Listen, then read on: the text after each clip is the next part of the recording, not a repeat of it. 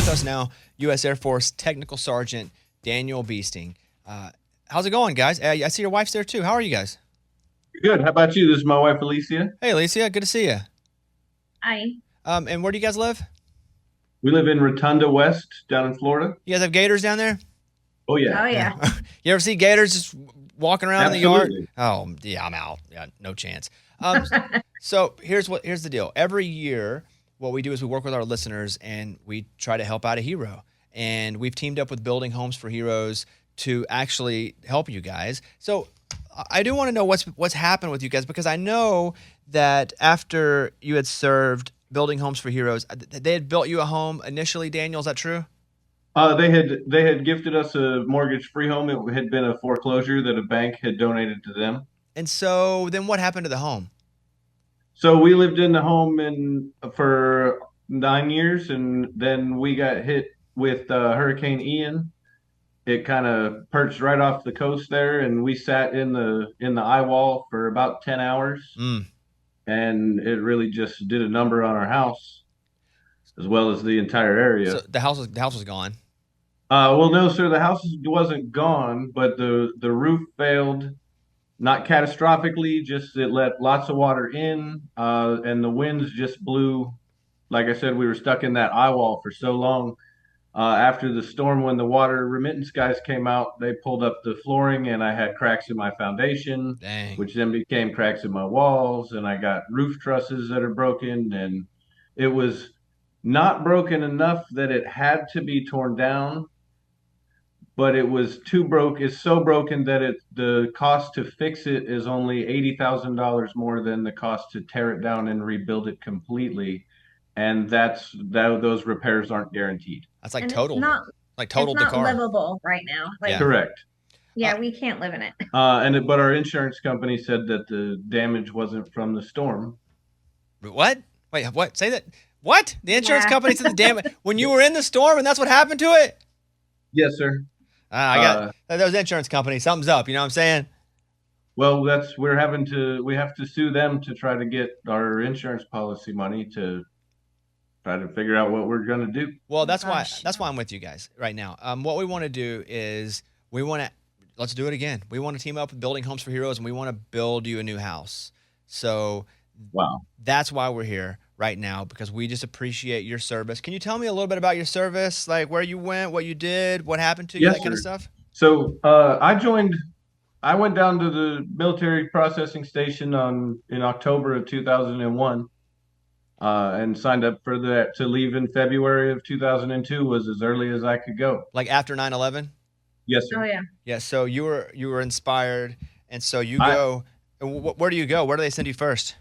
So first I did basic training out in San Antonio, Texas. It's the only place that the Air Force does it. Everybody goes there. And then from there, I went to technical training at Biloxi, Mississippi. I was communications maintenance.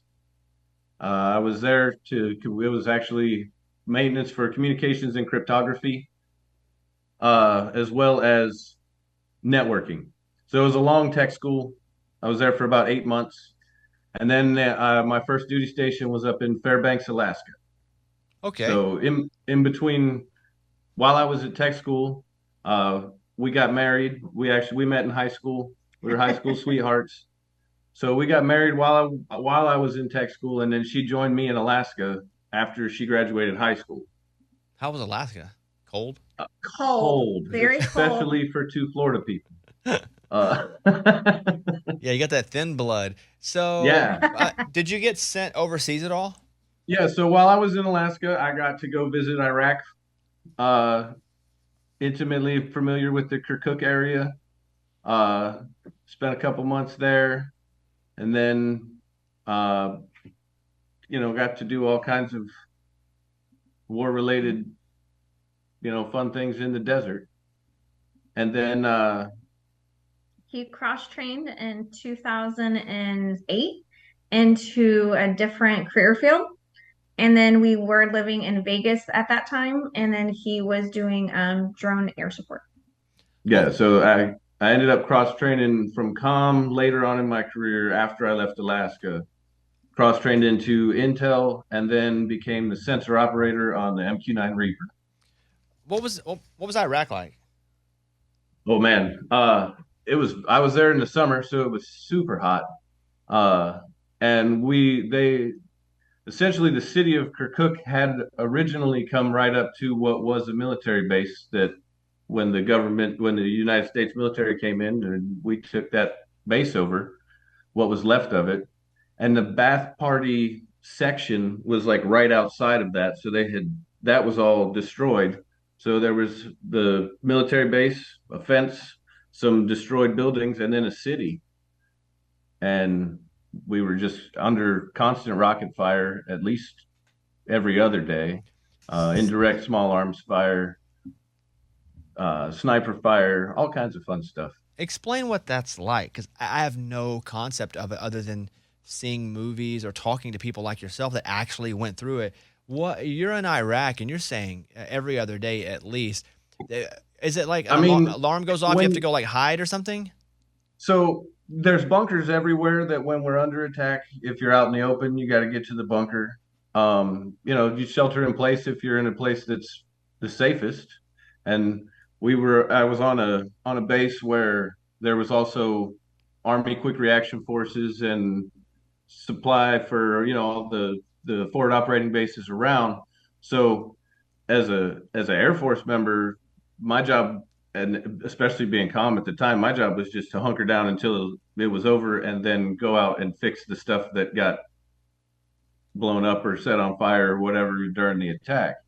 But we had other response teams. The Army would send out guys to the areas where we were getting attacked from, and there was always counter fire from the Army artillery guys. Thank you, Army artillery guys. And what does that do to like your sleep or your mind if you could be attacked at any time? You're constantly in a state of like fight or flight, right? Absolutely. And you just kind of get used to it. And it didn't really bother me while I was there doing it. Because it was what you had to do. You just do what you have to do. It was part of what I signed up for, So you slept with body armor on top of you in case there was air bursts. And you hope that it didn't come right through the ceiling. Mm. Then you deal with it. When you return home from something like that, like how do you get through that? Did you have some crazy PTSD? Yes. The PTSD actually didn't start showing its head till a few years later after I started doing the sensor operator stuff on the Reaper, and I got back into that every day being at war mindset. When you first come home, everybody's still in that mindset, and it doesn't become PTSD until it doesn't go away. And how as a wife, as his wife, how difficult was that when he came home and he's trying to adjust back to a civilian life? The first time when he went, our daughter was about 8 months old, and so that was definitely a struggle because she didn't know her dad. She thought he was a TV remote that she got stalked to. So yeah, there's plenty of times when he came home that a car would backfire or the alarm. We lived on base, and so they would have like sirens go off every so often for trainings. That he would grab us and throw us under the table, thinking it was a missile alarm going off.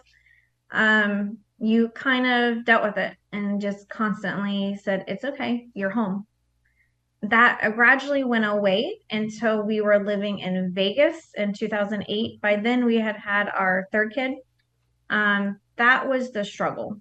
That was when the PTSD really kicked in, and with it, the depression, the anxiety, the paranoia, a black SUV following us, and it's just constantly, you're okay, you're home. Yeah, that's going to be really tough adjusting back to a normal life whenever you can't really shake it, right? I mean, it's not that you're choosing. No, right. You're not choosing to feel that way. No. What about physically? Did anything happen to you while you were overseas? So as far as like injuries from shrapnel, Not even shrapnel, just in general. Like, I don't know what it's like to live over in Iraq.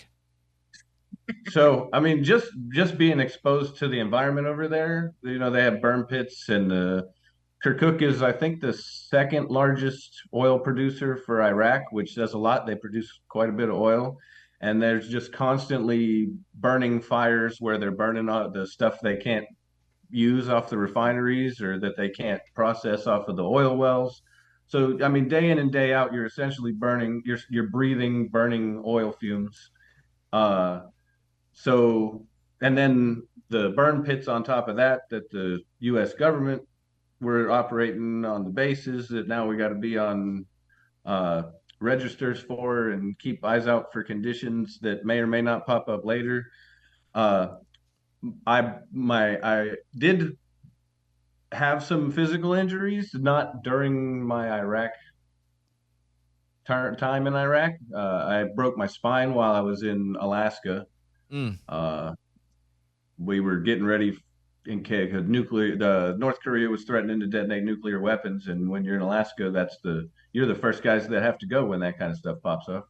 So we were getting ready for that, and I picked up something I shouldn't have and broke part of my spine, and that has caused me issues. And then also just I had to have multiple foot surgeries from my feet got deformed from all the running on concrete having to do. Wow. And so yeah, I've got not 9 pieces of metal in my right foot, 6 pieces of metal in my left foot. I have part of my left calf ripped off, and I've had 20 something tendon surgeries Wow. to try to, yes.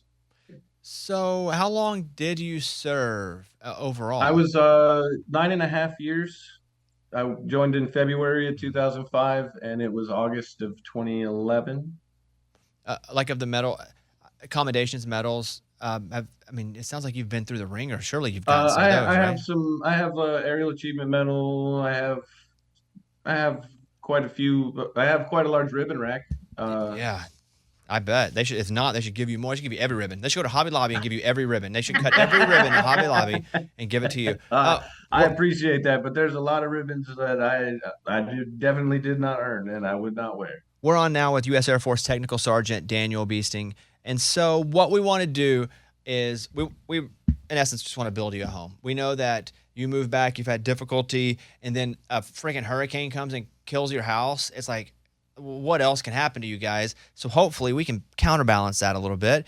And what we want to do is put us on this show and our listeners, and we want to raise as absolute much money as we can, and hopefully help you in this situation to get you guys a home so that you can live the life that you deserve to live for all that you've done for us. So we just wanted to come on and hear your story and tell you we're going to put ourselves to work now. And hopefully, very soon in the coming weeks, we'll be able to call you back and let you go, all right, we, meaning this show, our listeners, the B team, like we got you. Like that's the goal. And it is a real pleasure to get to talk with you. And thank you for everything that you've done and everything you're still going through, because that stuff's hard. I don't even understand. That stuff's hard. So thanks. I don't even know what to say. Thank you so much. Well, I think our next call will be very happy, and we want to make your life a little easier. So let us get to work, and we will talk to you very, very soon. Thank you for spending time with Uh, us. thank you very much, and thank you for the work you do with Building Homes for Heroes, because they have really been such a great help to us, and they've really stepped up when they didn't have to.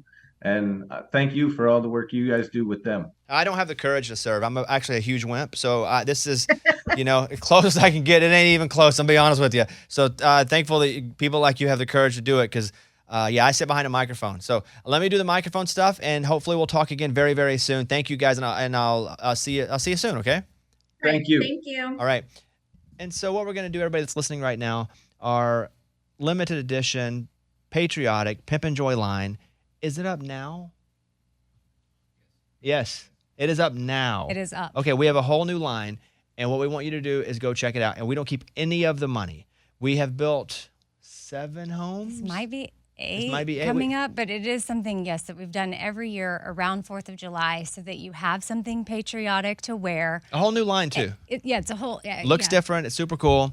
I'm actually obsessed with all of it, and you just wear it, and you have something. You could wear it year round, but with 4th of July coming up, it's an excuse to purchase something patriotic. But then also, it's a conversation starter. Maybe when you wear it out at the barbecue or whatever you're doing, and say, "Yeah, this shirt helped build a home for a veteran that has been through a lot," and then it's special. Yeah, go to bobbybones.com now, right now, NOW, now, and get a shirt, get a hat, get a hoodie. There's like Statue of Liberty ones. It's America. I mean, it's America. We're helping Americans that actually allow us to live in this America. So we encourage you to go to bobbybones.com now. And then if you maybe you're seeing Pimpin' Joy, just know that represents spreading joy, which is what we're doing for veterans when we do this. And we've been able to help countless organizations, but it's 4th of July every year that we do this. And if you order now, you will get it in time for 4th of July. And we don't keep any of the money, 0%. Never. No money. Never we keep have. no money. Okay, thank you. And yeah, let's get to work. Appreciate you guys.